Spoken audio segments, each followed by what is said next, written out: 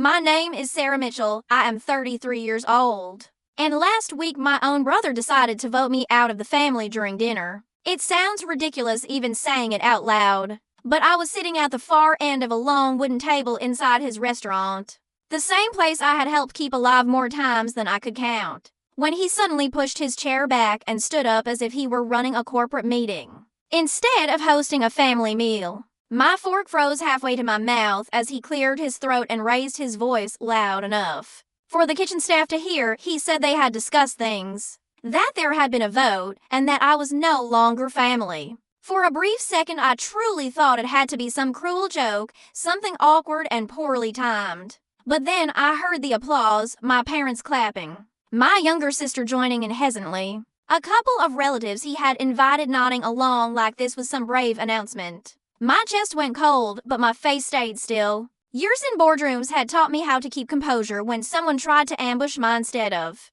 reacting. I inhaled slowly, reached down beside my chair, and placed a thick navy blue folder on the table. The sound of the cardstock sliding across the tablecloth felt louder than it should have. My brother Mark noticed it immediately, and for the first time that night his confident smile faltered. His eyes flicked from my face to the folder and back again. "So, that is it," I asked quietly. "You held a vote." He nodded with his jaw tight and said it was done. Something in his tone told me he expected me to beg or lash out. Instead, I let out a small laugh, calm and controlled, and told him he probably would not be needing this anymore. I pushed the folder toward him. He opened it, flipped the first page, and I watched the color drain from his face. By the third page, his smile was gone. By the fifth, his hands were shaking. And when he reached the final document, his voice broke into a scream that echoed through the closed restaurant before I explained what he saw inside that folder and why it caused such a reaction.